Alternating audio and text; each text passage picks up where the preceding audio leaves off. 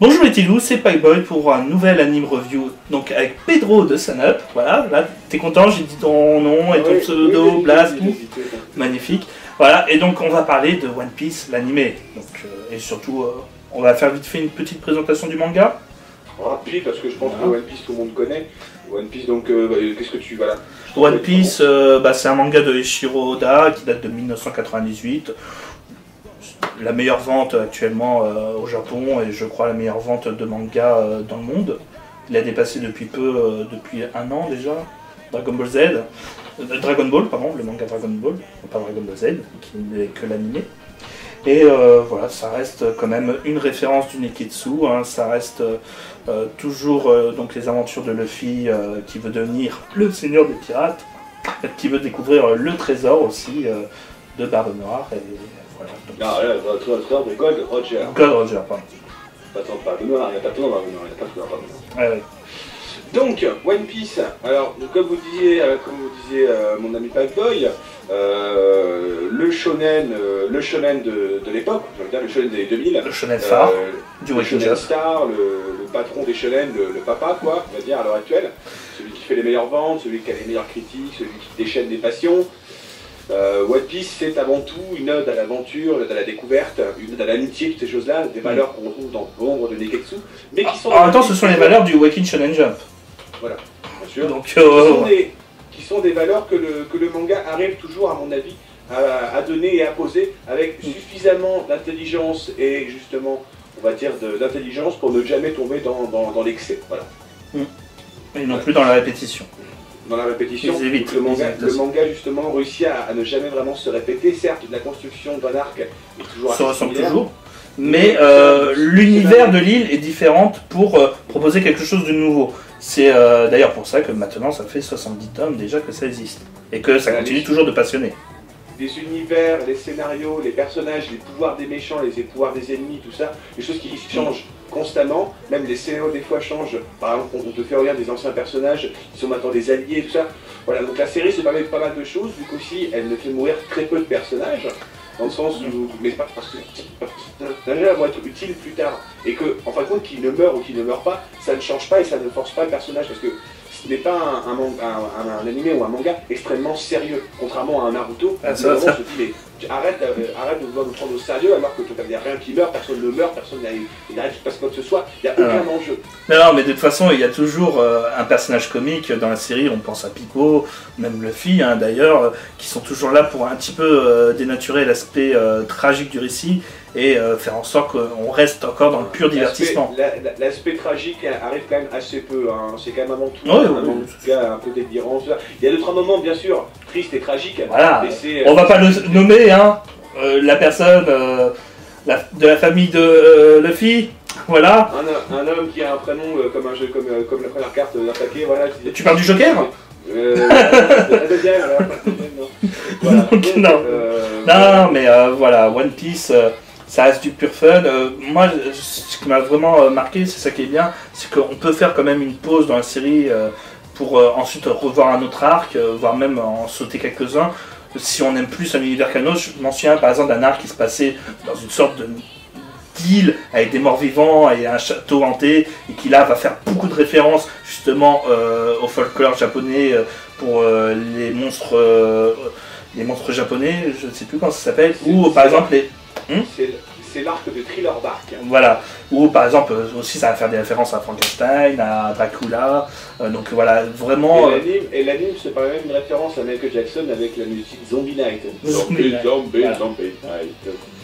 Donc voilà, c'est bourré de références, et à chaque fois en fait, donc vous aurez un arc totalement différent, dans un univers totalement différent, mais avec les mêmes personnages, donc avec pas les mêmes situations, faut pas exagérer non plus, mais voilà, quelque chose qui sera toujours du pur fun à chaque arc. Voilà.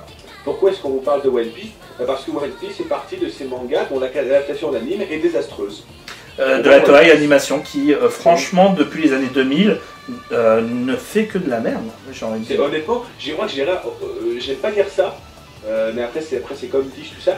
Après, il y a des bons épisodes, hein, faut pas... Oui, il y a des bons épisodes, bien sûr, voilà. Tu en as un sur 20 ou un sur 200. Bah, en fait, c'est ça le problème d'une série animée hebdomadaire, c'est que tu as des studios de production différents à chaque épisode. Et Rise of the Course, la qualité ne suit pas à chaque épisode. Par exemple, je trouve Naruto bien plus constant en anime, bon, même si j'ai arrêté de regarder l'anime de Naruto, je trouvais à l'époque où je regardais les deux, je trouvais l'anime de Naruto bien mieux fait, et surtout bien mieux construit et bien plus intéressant que l'anime de One Piece. Et puis le chara-design de One Piece, le précis particulier de Oda, se prête bien moins à l'adaptation de l'anime que avec Kishimoto et ses ninjas en orange et noir et bleu et orange, et vert et mauve.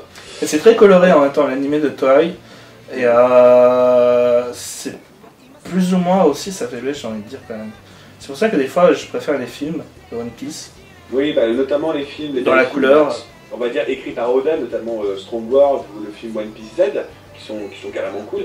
Mon préféré, moi, reste le film One Piece numéro 6, qui se passe justement sur une île, qui est justement avant, qui se passe dans l'histoire avant Water 7. Qui est très intéressant dans sa construction, dans l'ennemi, dans l'animation, tout ça. C'est un trait graphique assez intéressant. Ça reste mon préféré. Après, bien sûr, chacun a son film préféré, a ses personnages préférés. Et One Piece, au niveau des personnages, il en a énormément. Ouais, on en a parlé avec le manga déjà. Mais à chaque fois, en fait, c'est un groupe qui est présenté. Tellement que ça augmente les personnages exponentiellement. Il y a tous les navires pirates qui s'affrontent. Il y a les Marines. Il y a... Enfin voilà. Il y a sur l'univers de One Piece, il y a trois forces, on va dire, qui s'affrontent perpétuellement. Il y a justement les pirates, il y a la marine et il y a les révolutionnaires. Ça, c'est les trois forces, on va dire, qui sont un petit peu, qui dirigent un peu le monde, tout ça. Les pirates ont ce qu'on appelle, donc les pirates, tout ça, et ils ont les quatre empereurs. Sur les quatre empereurs, ce sont ceux des qui contrôlent, les Yonkou, ceux qui contrôlent, on va dire, les pirates, tout ça. Il y avait Barbe Blanche, il y a Ace, il y a maintenant Barbe Noire, il y a Big Mom. Vous avez les révolutionnaires, qui sont justement, eux, menés par Dragon, qui, eux, veulent renverser le gouvernement mondial. Le gouvernement mondial, qui, justement, a l'ordre des 7 puissants cancers, donc des anciens pirates qui ont eu leur prime abolie par le gouvernement et qui se mettent à leur service. Et vous avez aussi les amiraux de la marine, les colonels, les trois amiraux qui sont d'une force démentielle, le colonel de la marine, le patron, le big boss, et notamment le grand chef outil de la marine, voilà.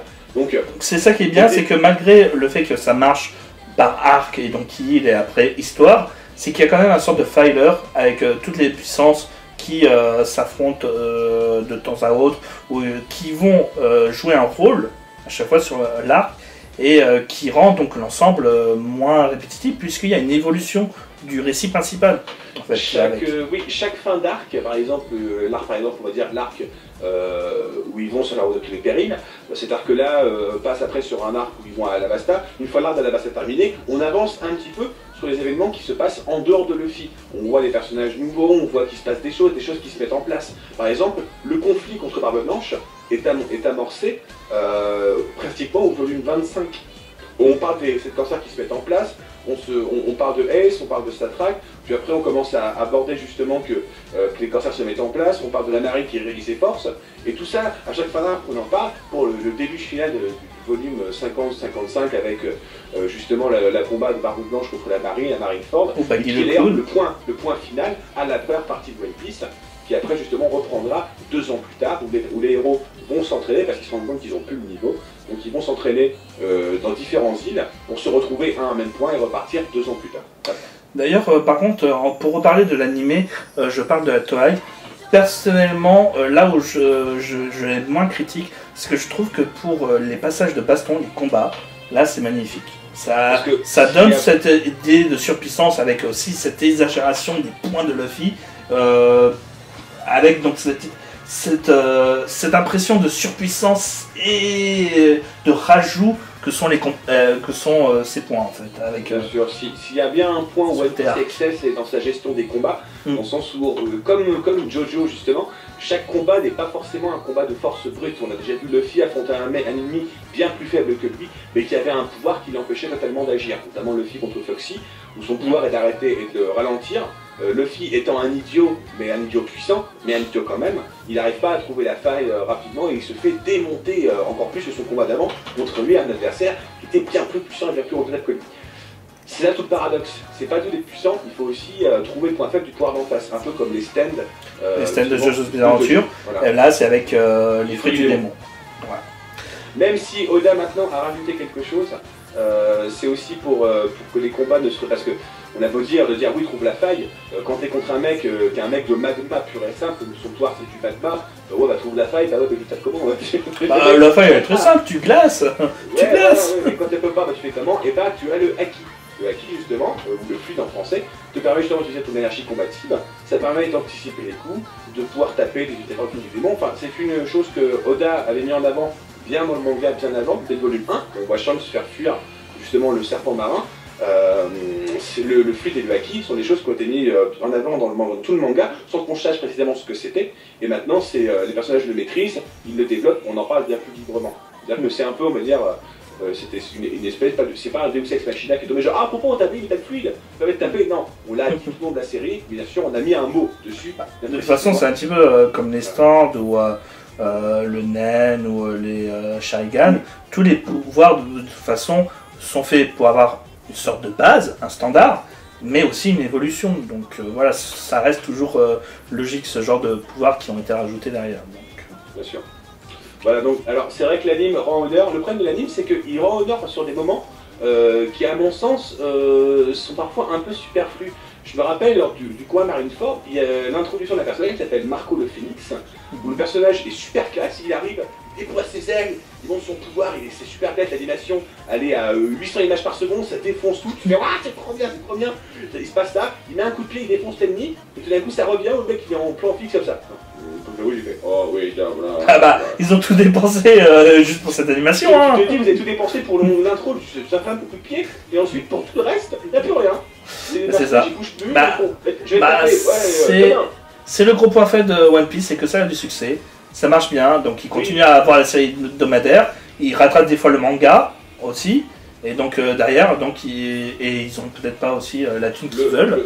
Le pompon, c'est clairement dans l'arc actuel, qui est un arc qui est encore en ce moment dans le manga, c'est l'arc sur le Flamingo, qui se passe dans le manga à l'heure actuelle et qui est adapté en anime, où bah, vu qu'ils sont en train de rattraper, qu'est-ce qu'ils te foutent? Ils te foutent les techniques ultimes, comme Pac-Boy dans sa vidéo justement sur les animes, ils te recyclent les animations, mais surtout, ils te font des flashbacks partout, tout le temps. Mais ça, c'est une catastrophe. Ils te mettent des séquences qui durent 1 heure, genre un personnage qui se parle, ils vont faire comme ça, genre, je te parle, et un travelling, genre, je vais te tuer. Bon, il est fait bien, hein, il bouge la tête, tu vois. Et après, je vais te tuer. Voilà. Voilà, et on te fait ça, et on te fait croire qu'il se passe un truc, tu fais, mais non, et la caméra a juste bougé de droite à gauche, arrête de me prendre pour un con, bouge. Enfin, c'est insupportable, on se croirait 20 ans avant dans Dragon Ball, hein. Mais c'est ça, c'est ça le problème de la Toei, c'est qu'ils ont plus d'argent pour faire de l'animation, ou alors l'animation est vieillissante, et c'est ça qui pose problème à l'animé One Piece, et qui le rend sûrement peut-être pas autant honneur que le manga, même si, encore une fois, il y a des bons épisodes, hein, tout ça, c'est bien fichu de temps en temps et tout ça, mais voilà, ça rend pas honneur au monument qu'est le manga. Donc, parce que One Piece a un scénario qui est, on va dire, qui est décousu, mais qui reste justement, qui a une trame, on va dire, scénaristique, dense et fluide. Comme disait Pac-Boy, chaque fin d'arc apporte son autre révélation sur la quête en elle-même. On a eu des révélations, mais chaque révélation a apporté 2 à 3 nouvelles questions qui sont, elles, répondues, mais qui apportent d'autres interrogations. Pour ceux qui voudraient savoir s'il y a une fin, oui, il y aura une fin, et la différence avec bon nombre de shonen, c'est que Oda a écrit son manga en connaissant son début et en connaissant sa fin. Ce qui fait que tout ce qu'il fait n'est jamais incohérent. Il y a assez peu d'incohérence dans One Piece. À part une qu'on peut dire, oui, bah, oui, mais si Shanks est si fort que ça, pourquoi est-ce qu'il s'est fait bouffer le bras? Bon, même moi je trouve ça un peu con, le mec on te dit qu'il peut botter des culs à 200 ouais, mais ça c'est du pinaillement. Bon. Ouais, alors après, oui, mais il a sauvé un ennemi, enfin il a sauvé le fils, c'est chaud, enfin, moi j'y crois pas trop. Moi je trouve que Oda, il n'avait pas pensé à donner autant d'importance à Shanks. Mais après voilà, on accepte parce que c'est pas non plus totalement... Voilà, de toute façon, déjà de base, il y a le rallongement qui a été prévu par les éditeurs et non plus par l'auteur, qui fait que de toute façon il va rajouter des arcs et il va essayer, bien entendu, de faire en sorte que tout se rattache, même les personnages qu'il va rajouter, parce qu'il ne faut pas non plus qu'il rajoute des arcs juste pour rajouter des arcs filers, mais qui ont tous chacun leur importance. Par exemple, 2 arcs qui ont été rajoutés, à mon sens, bon, je le vois, pour moi c'est l'arc des îles Célestes contre NR et l'arc Thriller Bark. Ce l'arc Thriller Bark, il dénote tellement Et à part, bon certes, il se passe des choses importantes sur l'arc, j'ai pas le contraire, il y a un corsaire et il y a notamment Brooks, mais dans sa structure, on dirait vraiment un filler. Je sais pas si d'autres personnes dans les commentaires ont le même impression que moi j'ai vu l'arc qui va voir, je me suis dit putain, ça pourrait presque être un arc de filler.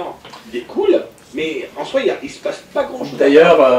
D'ailleurs, là, vu qu'on commence un petit peu à massacrer One Piece, je crois qu'on va s'arrêter, sinon on va se faire insulter dans les commentaires. Oui, voilà. Non, mais moi, on adore One Piece. Non, oui, voilà, ça reste un très bon divertissement. Moi, ce que je reproche à One Piece, c'est que c'est une série qui est formidable, mais je trouve que maintenant, depuis, on va dire, depuis le volume peut-être 50, bascule beaucoup trop dans le fanservice, que ce soit au niveau des pouvoirs, au niveau des personnages. C'est aussi peut-être une question d'habitude, effectivement. Moi, j'adorais le personnage de Nami. Je trouvais Nami formidable, intéressante, et surtout, elle n'était pas cucul après tout ça.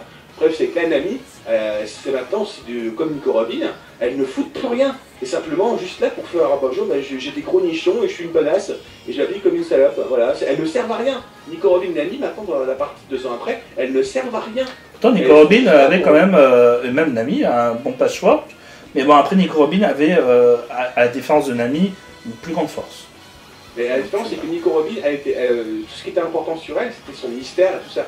Nico Robin était génial jusqu'au moment où il y a eu l'arc justement de Sloppy, on a appris tout son passé, et que là, tout a été résolu pour elle. Donc finalement, ce côté mystérieux avait disparu. Et l'intérêt du personnage avait disparu peut-être aussi. Moi, je regrette que les personnages féminins ne soient réduits qu'à de simples paires de nichons sur pattes, et que maintenant le manga n'essaie plus vraiment de surprendre avec des situations, mais davantage avec des situations de puissance. Comme ça, un peu dommage. Voilà. Donc voilà, mais matez quand même. Le manga, comme aussi bien l'animé, sachez juste que c'est un petit peu long, mais voilà, ça reste quand même une référence, les kids. Matez le manga et regardez les films. Voilà. Bon, et des épisodes importants de l'animé, j'ai envie de dire. Voilà. Des arcs qui vous plairont en tout cas. Voilà. Et les openings voilà. Aussi sont très agréables. Donc c'est tout pour aujourd'hui. Donc c'était un petit anime review un petit peu spécial sur One Piece. On parlait un petit peu du manga, on a un petit peu dévié mais c'est pas grave. Et voilà, donc toujours si vous souhaitez un jour faire un anime review avec moi. Sinon t'as qu'à l'appeler manga review. Voilà. Un manga review, si on fera un manga anime review, on se fera un mélange. Hein. De toute façon un jour je parlerai bien des chapitres de l'Interact Center parce que c'est énorme. Donc voilà. C'est parce que c'est bien de la merde. Moi j'adore, donc Pedro n'aime pas, donc insultez-le puisqu'il n'aime pas l'Interact Center. Et moi je vous dis à une prochaine pour une nouvelle vidéo.